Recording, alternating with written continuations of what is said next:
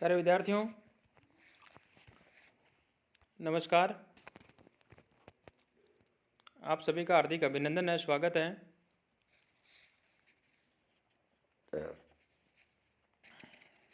आज हम श्रीमद् भगवद गीता का जो तृतीय अध्याय है उसमें 27वां पद्य उसका हम अध्ययन करेंगे। बीच में किसी प्रकार की मैं भूमिका नहीं बांधूंगा क्योंकि समय कम रहता है।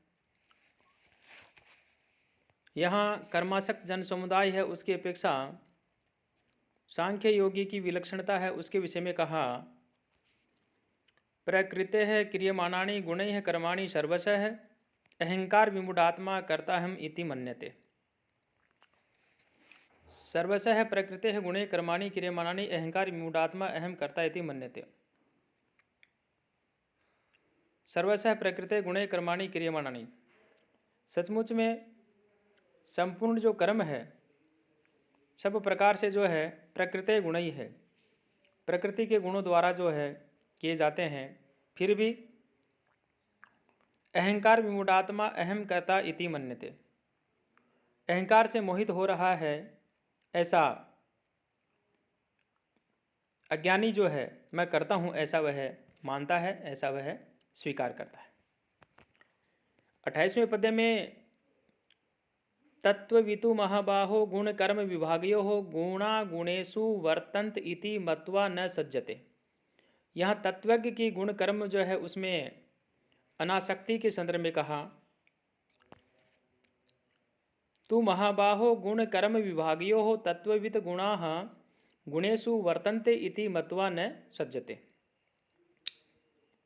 परंतु हे महाबाहो, गुण विभाग और कर्म विभाग के तत्व को जानने वाला, गुण कर्म विभागीय हो तत्ववित, गुण कर्म यानी गुण विभाग और कर्म विभाग के तत्व को जानने वाला ज्ञान योगी संपूर्ण गुण ही जो है गुणा गुणेशु वर्तन्ते इति मत्वा न सज्जते, यानी गुणों में वर्त रहे हैं ऐसा समझकर उनमें जो है आसक्त नहीं होते हैं। पुनः समझे इसको। तु महाबाहो गुण कर्म विभागियो हो तत्ववित गुणा गुणेशु वर्तन्ते इति मत्वा न सज्जते। हे महाबाहो, यहाँ अर्जुन को संबोधन करते हुए कहा गुण कर्म विभागियो हो, गुण विभाग और कर्म विभाग जो है उन दोनों के जो है तत्ववित, उस तत्व को जो जानने वाला, गुणा गुणेशु जो ज्ञान योगी संपूर्ण जो गुण ही है ऐसे अपने गुणेशु वर्तन्ते यानी अपने गुणों में बरत रहे हैं, इति मत्वा न सज्जते, ऐसा समझकर उनमें आसक्त नहीं होते हैं। यह हमारे को व्याकरणात्मक टिप्पणियां हैं, उनको ध्यान में रखते हुए आगे बढ़ना है। बहुत शॉर्ट में मैं आपसे निवेदन करूंगा क्योंकि समय कम रहता है। 29वां पद्य यहाँ पर कहा प्रकृते गुण सम्मूढ़ा सज्जन्ते गुण कर्मसु तान कृत सन विदो मंदान कृत सन विन विचालित। प्रकृते है गुण समूढ़ा गुण कर्मसु सज्जन्ते तान अकृत सन विदम विद है मंदान मंदान कृत सन्वित न विचालित। यहाँ ज्ञानी के लिए साधारण मनुष्यों को कर्मों से विचलित करने का यहाँ निषेध कहा और कहा प्रकृति है गुण समूढ़, प्रकृति के गुणों से जो अत्यंत मोहित हुए हैं, गुण कर्मसु सज्जन्ते, ऐसा मनुष्य गुणों में और कर्मों में आसक्त रहते हैं। तान अकृत सनविदः, उन पूर्णतया न समझने वाले ऐसे मंदान कृत सन्वित न विचालित, मंद बुद्धि अज्ञानियों को पूर्णतया जानने वाला ज्ञानी विचलित न करे। यहाँ 30वां जो पद्य है, इस 30वें पद्य के अंदर जो है अर्जुन जो है उसको आशा ममता इत्यादि का सर्वथा त्याग कर भगवत दर्पण बुद्धि से युक्त करने की आज्ञा देते हैं भगवान श्री कृष्ण। और वो कहते हैं, पद्य महत्वपूर्ण है, आप याद करें इसको।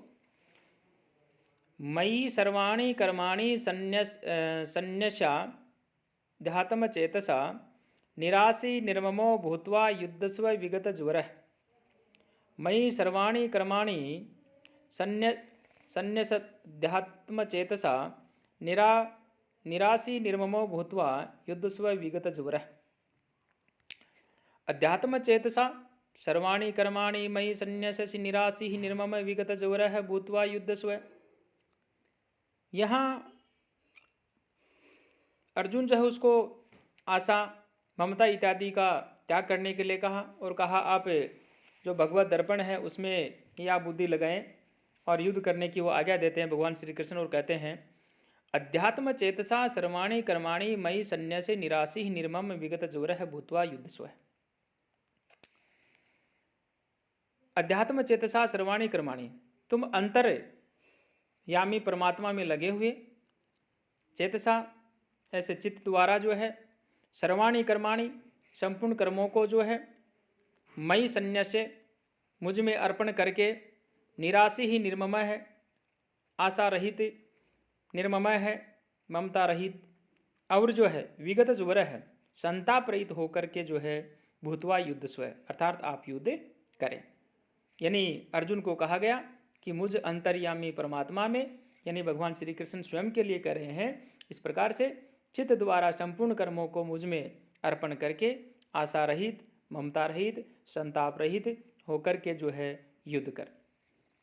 यहाँ पर भी वही अनुष्टुप छंद है। आप व्याकरणात्मक जो टिप्पणियाँ हैं उनको ध्यान में रखते हुए आप आगे बढ़ें और उसके पश्चात जो है आप इस पद्य का जो अनुवाद व्याख्या उसको आप पूरा माने।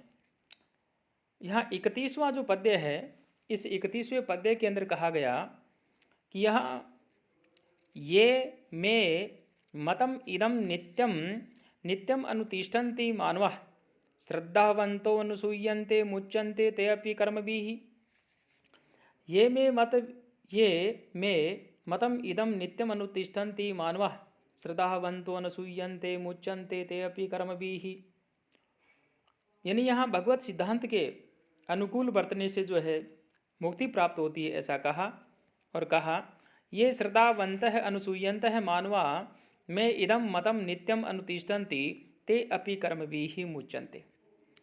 ये अपि मानवा अर्थात यहाँ जो कोई भी मनुष्य जो दोष दृष्टि से रहित जो है अनसूयंत है दोष दृष्टि से रहित जो है मैं इदम मतम नित्यम अनुतिष्ठन्ति और श्रद्धायुक्त होकर मेरे इस मत का सदा अनुसरण करते हैं ते अपि कर्मभिः मुच्यन्ते वे भी संपूर्ण कर्मों से जो है छूट जाते हैं ऐसा भगवान श्री कृष्ण जो है वो कहते हैं। यहाँ इस 32वें पद्य के अंदर भगवत सिद्धांत के अनुसार न बरतने से जो प्राणी है उसका पतन होता ये बात कही गई और कहा ये त्वेत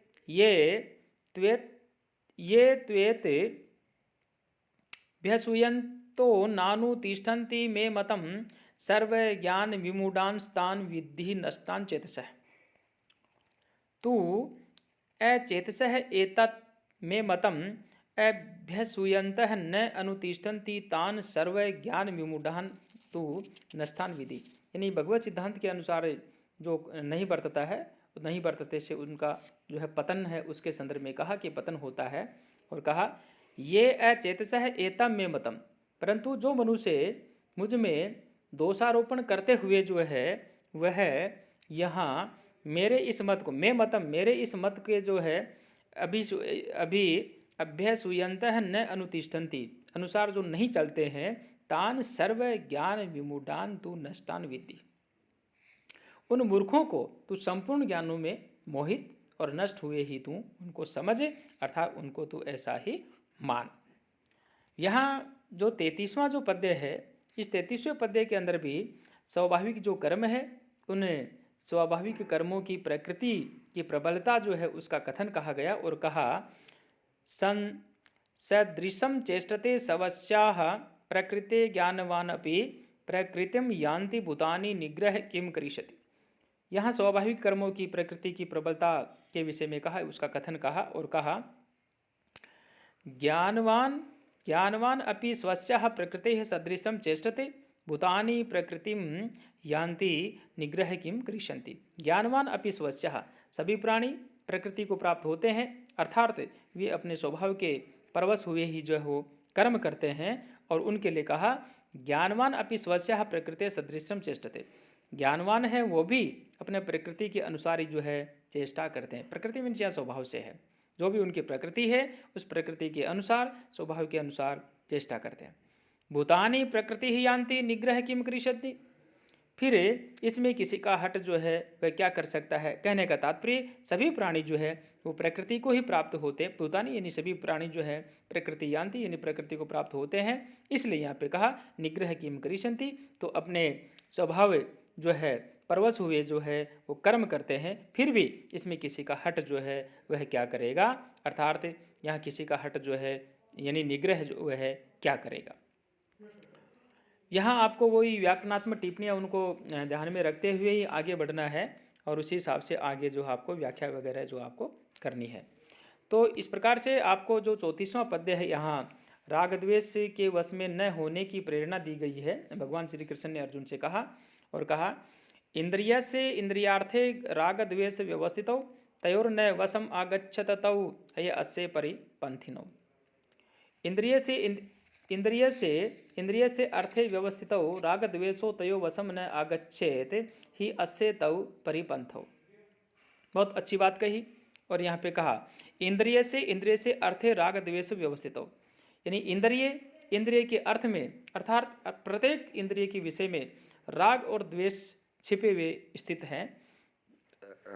तयोः वशम न आगच्छन्त, यानी मनुष्यों को उन दोनों के वश में जो है नहीं आना चाहिए। तयोः उन दोनों के वशम यानी वश में न आगच्छत यानी दोनों के वश में नहीं होना चाहिए। क्योंकि ही तौ अस्य परिपंथिनौ, क्योंकि वे दोनों ही इसके कल्याण मार्ग में विघ्न करने वाले जो है महान शत्रु हैं। तो प्यारे विद्यार्थियों, इस प्रकार से ये आज आपका 34वां जो पद्य है यहीं पर ही हम आज इस वीडियो का समापन करते हैं। अगला वीडियो आए तब तक आप सभी जो है इनको ध्यानपूर्वक जो है सुने, आप इनका जो है मंथन करें। और यदि किसी विद्यार्थी कोई समस्या हो आप ग्रुप के अंदर शेयर करें, आपकी हर समस्या का समाधान किया जाए।